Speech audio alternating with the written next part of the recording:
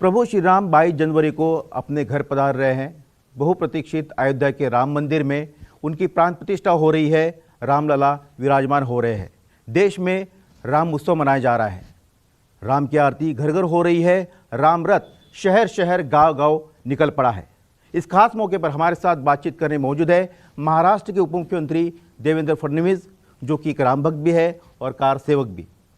देवेंद्र जी, वैसे तो भगवान श्री राम, इनका प्रभाव हमारे पूरी सृष्टि पर, संसार पर है, लेकिन आपके जीवन में राम कितने मायने रखते हैं, क्या महत्व है, क्या उनका प्रभाव है? देखिए, मुझे ऐसा लगता है कि जो भी व्यक्ति भारतीय संस्कृति को मानता है, तो भारतीय संस्कृति में प्रभु श्री राम ये हमारी संस्कृति के अभिन्न अंग है। और बचपन से हमें जो संस्कार मिलते हैं, उन संस्कारों में प्रभु श्री राम जी का महत्व बहुत ज़्यादा है। इसलिए मेरे भी जीवन में उनका महत्व तो है ही, लेकिन अगर आप मेरा सामाजिक राजनीतिक जीवन की बात अगर आप करें, तो उसमें भी राम जी का एक बहुत बड़ा योगदान है। क्योंकि मेरे जीवन की जो शुरुआत हुई, तो एक रामशिला पूजन के खंड प्रमुख के रूप में और उसके बाद एक कार सेवक के रूप में मुझे ऐसा लगता है कि इस आंदोलन में सम्मिलित होने का मुझे एक अवसर मिला।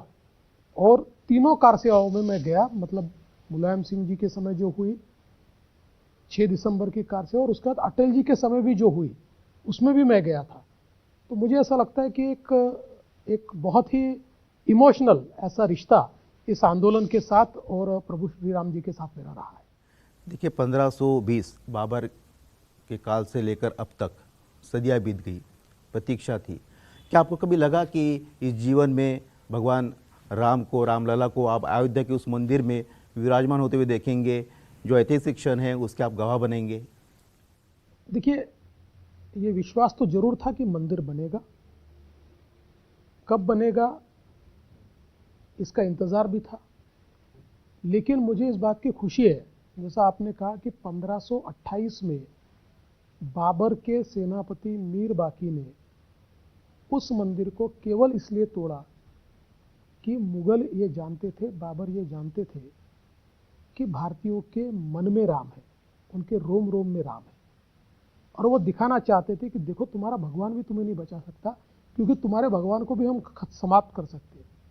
और इसलिए वो बाबरी ढांचा वहाँ पर उन्होंने तैयार किया। वो मस्जिद नहीं थे, कोई नमाज नहीं पढ़ेगी, वो एक इस प्रकार का कलंक हमारे ऊपर था कि जो नासूर बनकर इतने सालों तक हमको चुपता था। और मैं भी हमेशा ये विचार करता था, राम मंदिर तो बन ही गया था, जैसे ही बाबरी ढांचा ढहाया गया, वहाँ राम मंदिर बना, राम जी का दर्शन भी हम लोगों ने लिया। लेकिन क्या भव्य राम मंदिर जिसकी परिकल्पना हमने की थी, वो हम लोग देख पाएंगे? लेकिन मैं प्रधानमंत्री मोदी जी का बहुत बहुत आभार व्यक्त करना चाहता हूँ। जिस गति के साथ इसका निर्माण हुआ है और प्रधानमंत्री जी के हाथों से अब वहाँ प्राण प्रतिष्ठा भी हो रही है, तो मेरे जैसे करोड़ों करोड़ों लोगों के सपनों को पूरा करने का काम हो रहा है। देवेंद्र जी, प्रभु श्री राम के लिए आप 20 साल की उम्र में जेल गए। जैसे कि आपने कहा कि आपने तीनों कार सेवा की है, तो जो 1990 की जो पहली कार सेवा थी, जब मुलायम सरकार थी और उन्होंने नारा दिया था कि परिंदा भी पैर नहीं रख सकता, तो आप उसमें शामिल थे। कैसे आप इस आंदोलन से जुड़े? कैसे उस पहली कार सेवा के रोंगटे खड़े देने वाले कुछ अनुभव है आपके पास, वो बताइए। देखिए, मूल रूप से मैं जब रामशिला पूजन का कार्यक्रम 89 में शुरू हुआ, 89 में शुरू हुआ, तो उस समय मैं खंड प्रमुख के रूप में मैं काम कर रहा था। और जो मेरे उपखंड थे, वहाँ पर रामशिलाओं को ले जाना, समितियाँ तैयार करना, उसका पूजन करना, लोगों के घरों तक शिलाओं को ले जाना, ये सारा काम मैंने किया। और जिस समय ये कार सेवा हुई, मुलायम सिंह जी जिस समय मुख्यमंत्री थे और कार सेवा के लिए सबको बुलाया गया, तो मुझे भी कहा गया कि आपको भी वहाँ जाना है। मैं तो जाना ही चाहता था, लेकिन हम लोग तो आदेश को मानने वाले लोग हैं। तो जब मुझे कहा कि आप जा सकते हो, तो हम लोग, उस समय विद्यार्थी परिषद का भी मैं काम करता था, तो एक 30 लोगों का हमारा ग्रुप था जिसको लेकर हम लोग गए।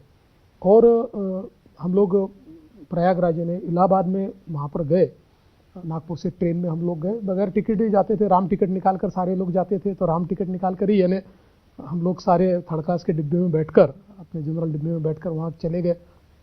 अब कभी उत्तर प्रदेश देखा नहीं था, कभी इलाहाबाद देखा नहीं था। हमको ये कहा था कि उतरने के बाद आप लोग ऐसा कीजिए कि देवराहा बाबा का जो आश्रम है उस आश्रम में आप लोग जाइए और वहाँ पर आपको आगे की सूचनाएं मिलेगी। वहाँ पता चला कुछ इलाकों में कर्फ्यू लगा हुआ था, तो फिर साथ के सब लोगों को हमने एक जगह बैठाया और मैं और एक मेरे मित्र है उदय डबले, हम लोग दोनों देवराहा बाबा के आश्रम तक धीरे धीरे पूछते पूछते पहुँचे।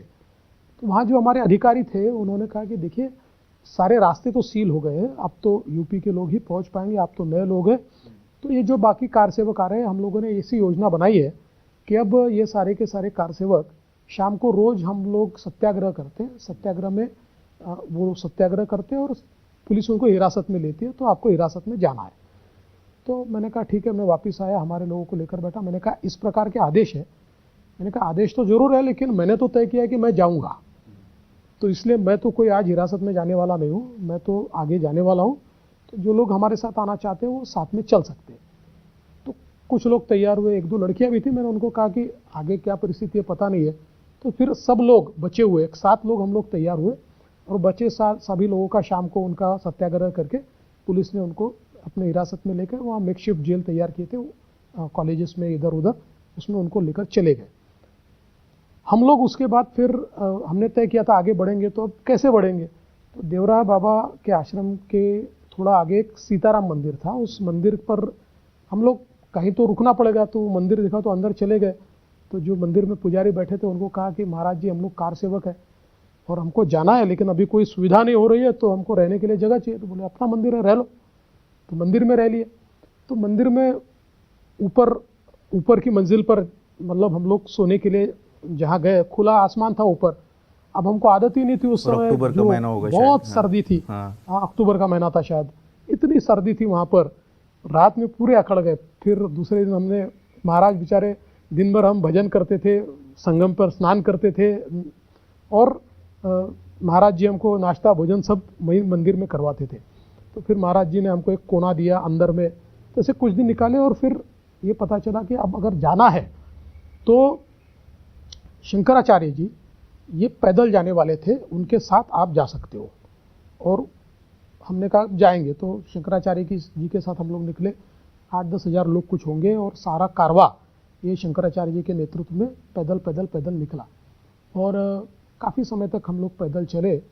और फिर एक समय आया कि एक नदी का पुलिया आया, इस पुलिया पर सारा के सारे कारवा को आने दिया और फिर दोनों तरफ से पुलिस ने सील किया और पुलिस ने लाठीचार्ज शुरू कर दिया, हवाई फायर चालू कर दिए और शंकराचार्य जी को निकाल कर वो लेकर चले गए। और फिर बाकी कार सेवकों के ऊपर उन्होंने एक जोर जबरदस्ती शुरू की और फिर काफ़ी समय तक वो चला। कुछ लोग नीचे कूदे, कुछ लोग भागने की कोशिश कर रहे और बाद में फिर सब जब ठंडे पड़े तो फिर बसेस लाई थी उन्होंने, सारे लोगों को बसेस में बैठाया। लोग गोलियों की बौछार, लाठीचार्ज, हाँ वो सब पहली बार देखा था जिंदगी में, कभी मतलब किस प्रकार से फायरिंग होता है देखा नहीं था। हवाई फायर थे लेकिन निश्चित ही वो ऐसे थे कि शायद एंगल चेंज हो जाता तो कुछ और हो जाता। तो बसेस में हम लोगों को बैठाया। कार से भी मतलब मारे गए थे, नदी में कूदे थे वगैरह, तो बिल्कुल कूदे थे। अब यह है कि बाद में तो कई अफवाहें सुनने को मिली, हम लोग तो नहीं थे तो एक्चुअल क्या हुआ, और उस समय इतना मीडिया भी नहीं हुआ करता था। तो कुछ लोग कहते हैं कि लोग मरे भी, कुछ कहते हैं कूदे भी, कुछ कहते हैं किसी को चोटें भी आई, पर जो भी खैर हुआ हो। तो ये बसेस को बंद किया उन्होंने, सीधा हमको बदायूं लेकर गए और फिर वहाँ के जो जिला जेल, सेंट्रल जेल बदायूं है, उस जेल में हम लोगों को डाल दिया। तो कई दिनों तक हम उस जेल में रहे और देखिए लोगों का इतना प्यार मिलता था कि वहाँ पर भी कर्फ्यू चलता था, फिर कर्फ्यू समाप्त होता था तो लोग खाने पीने की चीज़ें जेल में भेज देते थे और हम लोग जेल के अंदर भी संघ की शाखा लगाते थे, वहाँ गाने बोलते थे, जेल में हम लोग मतलब भाषण करते थे। तो हमने बहुत हनुमान चालीसा गाते थे, तो बहुत अच्छा समय हमने जेल में भी काटा। और बाद में फिर जब सारा वो हुआ तो हमको जेल से रिहा किया गया, तो वापस राम टिकट लेकर हम लोग वापस आ गए। जब आप जेल में थे तो वहाँ पर कई सारे नारे भी उस वक्त आप दिया करते थे कि बच्चा बच्चा राम का, राम लला हम आएंगे, भव्य मंदिर बनाएंगे, इस तरह के नारे देते थे, उसमें आरोप भी लगे थे तब कि ये कट्टरता फैला रहे देश में। और आछू बाबू आपके साथ में थे, वो कुछ जेल के बैरक में जाकर भाषण देते थे, कैसा था, मतलब क्या होता था? देखिए, नारे तो उस समय बहुत सारे चलते थे कि रामलला हम आएंगे, मंदिर वही बनाएंगे, और बच्चा बच्चा राम का, जन्मभूमि के काम का। एक और नारा बहुत वहाँ चलता था उस समय कि कौन करे मंदिर निर्माण, पुलिस, पीएसी और जवान। ऐसा एक नारा भी उस समय चलता था। तो कई नारे चलते थे, और हम लोग जब ये बैरक्स में थे तो एक वहाँ के बड़े नेता थे, अभी पता नहीं वो तो नहीं हो गए, उस समय भी उनकी उम्र बहुत ज़्यादा थी, आशू बाबू। तो एक प्रकार से जेल के अंदर हमारे मार्गदर्शक बन गए थे। तो रोज शाखा के बाद फिर कोई ना कोई भाषण करता था, फिर आशू बाबू का भाषण होता था। हमको भी एक बार मौका मिल गया तो हमने भी भाषण कर दिया, अलग अलग बैरक में जाके भाषण करते थे। तो मुझे ऐसा लगता है कि मतलब उम्र तो 20 साल की थी, लेकिन जेल में बड़ा उस समय मज़ा आया है। मतलब ये हम कह सकते थे कि, और सबसे मज़े की बात है कि एक दिन फिर जेल में पोस्ट कार्ड मिला, क्योंकि मोबाइल तो हुआ नहीं करता था। तो हमने घर में एक लेटर भेज दिया कि भाई हम लोग जेल में हैं और ठीक है, कोई प्रॉब्लम नहीं है। आपकी तो माताजी को? हाँ, माताजी को मैंने लेटर भेजा। तो मैं जब जेल से छूटकर नागपुर पहुंचा, उसके दूसरे दिन वो पत्र आया। मतलब मैं जब नागपुर पहुंच गया था तब वो पत्र आया। तो लेकिन मुझे लगता है कि एक बहुत ही अलग अनुभव वो रहा।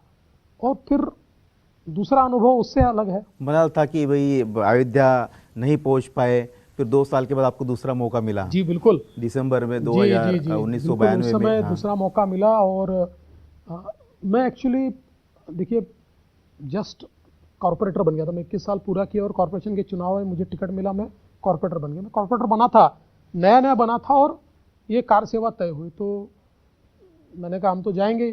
तो हमारा वापस एक बड़ी टीम लेकर हम लोग कार सेवा के लिए गए, और वापस ट्रेन से हम लोग फिर सीधे फैज़ाबाद गए। फैज़ाबाद से हम लोग अयोध्या गए। और देखिए, उस समय सारा मौसम बदला हुआ था, क्योंकि कल्याण सिंह जी, माननीय कल्याण सिंह जी मुख्यमंत्री थे, और इसलिए कोई रोक टोक तो थी नहीं।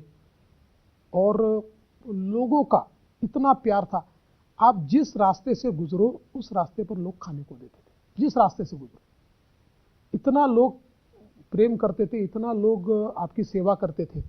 और फिर अयोध्या में हम लोग गए, वहाँ टेंट वगैरह लगे हुए थे। एक आध दिन हम टेंट में रहे होंगे। फिर हम लोग वहाँ पर, एक कालाराम मंदिर है अयोध्या में, तो हमारे साथ एक हमारे मित्र थे रामदेवकर करके, उनके रिश्तेदार हैं। तो हम लोग कालाराम मंदिर चले गए। तो हम कालाराम मंदिर में रुक गए जाकर। तो जब तक 6 दिसंबर नहीं आता तब तक रोज उठना, शरीर में स्नान करना, अयोध्या में घूमना, दर्शन लेना, ये सब चल रहा था। और फिर 6 सीटों की टेम्पो आती थी। हाँ बिल्कुल, वो बड़ी टेम्पो थी। टेम्पो में 10-10, 20-20 लोग उसके टेम्पो पे झूल के इधर से उधर, उधर से इधर। और 1 रुपया वगैरह एक व्यक्ति का लगता था। और मुझे अभी भी याद है कि 50 पैसे में समोसा मिलता था वहाँ पर, और 2 रुपये में सब्जी मिलती। इतना सस्ता मतलब वहाँ पर था। वो तो लेना नहीं पड़ता था, लोग ही इतना सामान लाकर देते थे खाने के लिए, इतनी वस्तुएं आती थी कि मानो घर में शादी हो, इस प्रकार से लोग सेवा करते थे। और 5 दिसंबर को फिर वैसे रोज हमको इंस्ट्रक्शंस आते थे क्या करना। 5 दिसंबर को हमको ये कहा गया कि कल सब लोगों को सुबह, कल कार सेवा है 6 दिसंबर की, सबको एकत्रित आना है। और हम लोगों को हमारी मुट्ठी में मिट्टी उठाकर, मिट्टी डालकर, आम कार सेवक इस प्रकार से अपनी कार सेवा को पूरा करेगा। तो हम लोगों को लगता था कि एक निर्धार हम कर रहे हैं कि मंदिर को बनाना है। तो उस हिसाब से दूसरे दिन सुबह उठे, हम लोग सारे गए। ऐसे मंदिर था, मंदिर से ऊपर मंदिर था, फिर ऐसे थोड़ा नीचे आते थे, एक फेंसिंग था, और नीचे आने के बाद मैदान था जहाँ पर एक सभा जैसा पूरा वातावरण था। सारे कार सेवक वहाँ पर थे। सामने मंच था, मंच के ऊपर अडवाणी जी होंगे, मुरली मनोहर जोशी जी होंगे, उमा भारती जी होगी, साध्वी ऋतंबरा जी होगी, महंत अवैधनाथ जी थे। सारे जितने मतलब प्रमुख लोग थे, धर्मेंद्र महाराज थे, जो सारे प्रमुख लोग थे वो सारे मंच के ऊपर थे। और मंच से सूचनाएं भी दी जा रही थी, बताया भी जा रहा था, राम जन्मभूमि का महत्व भी बताया जा रहा था। और अचानक कार सेवकों ने ढांचे की ओर भागना शुरू कर दिया। ऊपर से कहा जा रहा था कि शांति रखिए, अपने को ठीक से कार सेवा करनी, कोई सुनने को तैयार नहीं था। कार सेवकों के मन में ये आ गया था कि अब हम नहीं सुनेंगे, किसी की नहीं सुनेंगे, और कार सेवक चले गए ढांचे की ओर, और ढांचे पर चढ़कर ढांचा तोड़ना कार सेवकों ने शुरू कर दिया। और हम लोग भी वही थे, हमारे साथ वाले भी लोग ऊपर थे। मैं तो खैर ऊपर नहीं चढ़ पाया था ढांचे के ऊपर, लेकिन मैं नीचे वहाँ था। लोग ढांचे पर चढ़कर उसको तोड़ रहे थे, ढांचे को, और ऐसी परिस्थिति थी कि कोई सुनने को तैयार नहीं था और लोगों ने तोड़ना शुरू कर दिया। 2 ढांचे तो टूट गए। तीसरा जो गुंबद था, वो तीसरा गुंबद वो समय ले रहा था, लोगों में अस्वस्थता बढ़ रही थी। करीब शाम हो रही थी, 4, साढ़े 4, 5 इस दरमियान आखिरी गुंबद नीचे आया, और जो लोगों में उत्साह था, जो उल्लास था, मैं बयान नहीं कर सकता। हमारे साथ एक 80 साल के व्यक्ति थे, वो तो 80 साल की उम्र में नाच रहे थे वहाँ पर, क्योंकि देखिए ये कलंक का ढांचा था। पहली बात तो मैं हमेशा ये कहता हूँ कि कोई हिंदू कोई मस्जिद नहीं तोड़ सकता। हिंदू ये ब्लड से सेक्युलर है, हमारा रक्त ही टॉलरेंट है, क्योंकि हिंदुत्व में टॉलरेंस इसको सबसे बड़ी जगह है। तो इसलिए, लेकिन ये जो ढांचा था ये कोई मस्जिद नहीं थी, ये कलंक का ढांचा था। केवल हमारी संस्कृति को मिटाने के लिए, हमारे भगवान को मिटाने के लिए एक प्रकार से हम पर किया हुआ आक्रमण था, ये गुलामी की निशानी थी। और इसके टूटने के बाद मुझे ऐसा लगता है कि जो वहाँ पर लोग थे बहुत हर्षित थे, देश में भी लोग हर्षित थे। ये तो अलग बात है कि उसके ऊपर राजनीति की गई और फिर माइनॉरिटी वोट के लिए माइनॉरिटी को भड़काया गया। माइनॉरिटी के लोग भी वहाँ जाकर कौन सा नमाज पढ़ते थे? कोई नहीं पढ़ता था, वहाँ कभी नमाज नहीं पढ़ा गया। और जो इस्लाम के जानकार है वो तो कहते हैं कि ऐसी जगह पढ़ी नहीं जा सकती, नमाज कबूल ही नहीं होती ऐसी जगह पर। लेकिन उस पर राजनीति करने की कोशिश हुई। लेकिन मुझे इस बात की खुशी है कि आज सारी राजनीति समाप्त हो गई और रामलला उनकी जगह पर, उनके स्थान पर विराजमान हो रहे। बिल्कुल, काफ़ी रोचक अनुभव है आपका। आपने कहा कि राजनीति समाप्त होगी। राजनीति तो समाप्त नहीं है, राजनीति तो लगातार अभी भी चल रही है। देखिए, आपके पुरानी सहयोगी शिवसेना उद्धव ठाकरे, वो और उनके नेता कह रहे थे कि बाबरी तो जो है वो शिवसैनिकों ने, कार सेवकों ने गिराई। इसमें अभी के बीजेपी नेताओं का क्या भूमिका है, क्या रोल है? मैं पहला सवाल पूछना चाहूँ। देखिए, हिंदू हृदय सम्राट शिवसेना प्रमुख बाला साहेब ठाकरे, इनका हम सम्मान करते। वो शेर थे, हिंदुत्व के लिए खड़े होते थे। और जिस समय बाला साहेब ठाकरे जी को ये सवाल पूछा कि लोग कहते हैं कि बाबरी ढांचा आपके शिवसैनिकों ने ढहाया, तो उन्होंने कहा अगर वो मेरे शिवसैनिक होंगे तो मुझे उन पर गर्व है। लेकिन मैं इसके साथ साथ ये भी कहना चाहता हूँ, हम सब लोग वहाँ पर थे, हम बीजेपी करके नहीं थे, हम लोग कार सेवक के रूप में थे, सारे कार सेवक वहाँ पर थे। लेकिन अभी जो उद्धव जी और उनके आजू बाजू जितने लोग दिखते हैं जो अपने आप को शिवसैनिक कह रहे या नेता कह रहे, इनमें से कोई वहाँ नहीं था, कोई नहीं आया। ये सब दुबक के बैठे हुए थे, इनको बोलने का अधिकार ही नहीं है।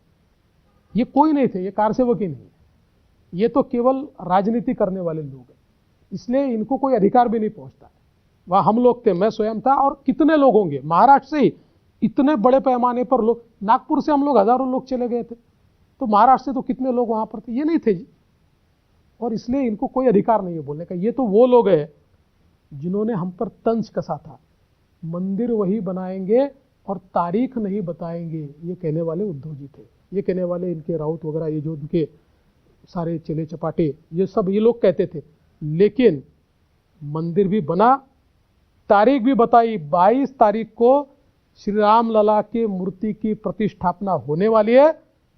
और अगर आप में हिम्मत है तो आ जाइए, आप भी दर्शन ले लीजिए। वो तो कह रहे कि मुझे किसी की नियुक्ति की ज़रूरत नहीं है, मैं तो जब चाहे मन चाहे जब चला जाऊंगा। वो कालाराम मंदिर नासिक में जो है वहाँ जाने वाले, क्योंकि वो कह रहे कि उस मंदिर में बाबा साहब ने सबको प्रवेश दिया था आंदोलन करके, राम सबके है। ये मुझे बहुत खुशी है, कम से कम किसी न किसी मंदिर में तो वो जा रहे हैं। अभी आजकल जिस प्रकार की व्यवस्था, जिस प्रकार की फितरत, जिस प्रकार के प्रयोग उनकी पार्टी में चल रहे हैं, ये भी बड़ी बात है कि वो मंदिर में जा रहे हैं। और हमने तो हमेशा कहा है, देखिए मंदिर तो जनता का है, जिसको जब जाना चाहिए, मंदिर में तो रोक टोक है ही नहीं। तो इसलिए मुझे कोई कौन रोकने वाला है? भी क्यों रोकने वाले? आप चले जाइए, आपके अलांटू पलांटू जाएंगे तो भी कोई प्रॉब्लम नहीं है, कोई भी जा सकता है मंदिर के अंदर। लेकिन मुझे इस बात की खुशी है कि कम से कम 22 जनवरी को किसी न किसी मंदिर में वो जा रहे हैं, ये भी खुशी की बात है। उनका खास तौर पर रुख जो है पीएम नरेंद्र मोदी जी की उनके ऊपर है।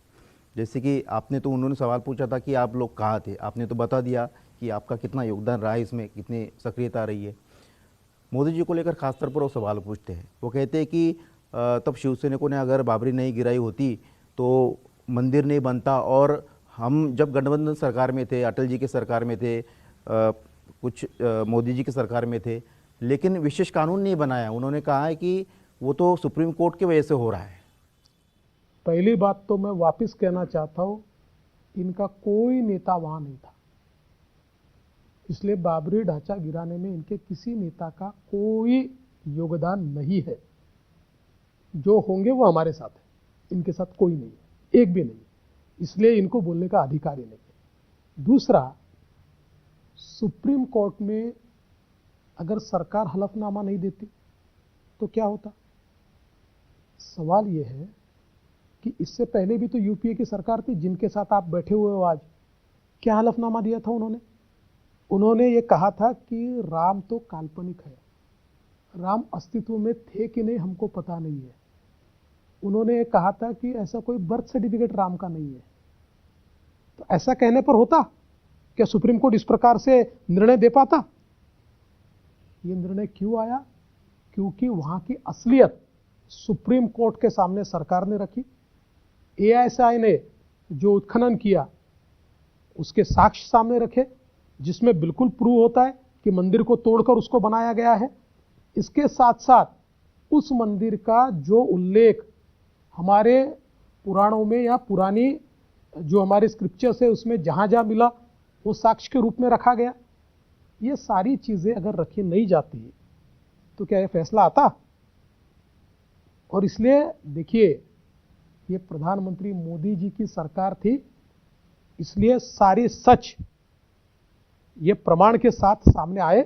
और निश्चित रूप से राम जन्मभूमि न्यास समिति, आंदोलन समिति या जो भी उसका नाम रहा होगा, जो पिटिशनर्स थे, इन्होंने जिस प्रकार से उसमें मेहनत की है, उनके ऊपर भी आपने तंज कस दिया, उनको भी आपने गाली दे दी। किस प्रकार के आप लोग हैं? अरे जिन्होंने मेहनत करके ये निर्णय लाया, और सिर्फ निर्णय आना इतना ही नहीं है, निर्णय आने के बाद मंदिर भी किस तेजी से बना है, किस ताकत से बना है, ये भी तो देखना पड़ेगा। देखिए, देश में राम उत्सव मनाया जा रहा है, हर घर घर में आरती हो रही है, सब देश जो है एक तरह से राम भक्ति में लीन होता जा रहा है। लेकिन इस दौरान 14 तारीख से जो है राहुल गांधी भारत जोड़ो न्याय यात्रा निकाल रहे हैं, और वो कह रहे हैं कि हम तो भारत को जोड़ रहे हैं, और बीजेपी के लोग जो है धर्म के नाम पर और देश को जो है बांटना चाहते हैं। पहली बात तो राहुल गांधी जी को मैं पूछना चाहता हूँ, भारत को आप कैसे जोड़ोगे? तो जुड़ा ही हुआ है। वो क्या मानते हैं कि भारत विखंडित है, भारत टूटा हुआ है? बिल्कुल नहीं, भारत तो जुड़ा हुआ है। हमारा तो सपना अखंड भारत का है, वो भी एक दिन पूरा होगा। लेकिन भारत कोई खंडित भारत नहीं है। ये जो न्याय यात्रा है, ये राहुल जी को न्याय दिलाने के लिए यात्रा है। देखिए देवेंद्र जी, राम को लेकर लगातार जो इंडिया अलायंस के जो लोग हैं, सहयोगी, मतलब अलग अलग दल, उनके बयान आ रहे हैं। जितेंद्र आव्हाड का बयान महाराष्ट्र में हम बात कर लीजिए, वो अभी भी अपने बयान पर कायम है कि राम मांसाहारी थे। पहली बात तो यह है कि जितेंद्र आव्हाड एक ऐसे व्यक्ति हैं कि जो हमेशा चर्चा में रहना चाहते हैं, और इसलिए ऐसी बयानबाजी वो करते हैं, मूर्खतापूर्ण वो बात करते हैं, क्योंकि उनका प्रिंसिपल पक्का है। बदनाम हुए तो क्या हुआ, नाम तो हुआ, तो इसलिए उनको उससे कोई डर नहीं है। और उनको ये पता है कि उनके नेता जो है वो तो नास्तिक है। तो इसलिए देखिए, अब पवार साहब के सामने इस प्रकार की वो बात करते हैं, पवार साहब ने कोई प्रतिवाद किया? उनको ये कहा कि किसी की भावनाओं को ठेस मत पहुंचाओ? नहीं कहा। तो ये सोचिए साझे एजेंडा है इनका, ये चर्चा में रहना चाहते हैं, लोगों को डिस्टर्ब करना चाहते हैं, ये कहीं ना कहीं दरार गिरे ऐसा चाहते हैं, ये कहीं ना कहीं दंगे हो ऐसा चाहते हैं, कहीं ना कहीं ये जो अच्छा कार्यक्रम 22 तारीख का होने वाला है इसमें कोई ना कोई दाग लगे, ऐसा ये लोग चाहते हैं, इसलिए ये सारी चीजें करते हैं। देवेंद्र जी, आपने इंडिया टीवी से खुलकर बात की, आपका बहुत बहुत धन्यवाद।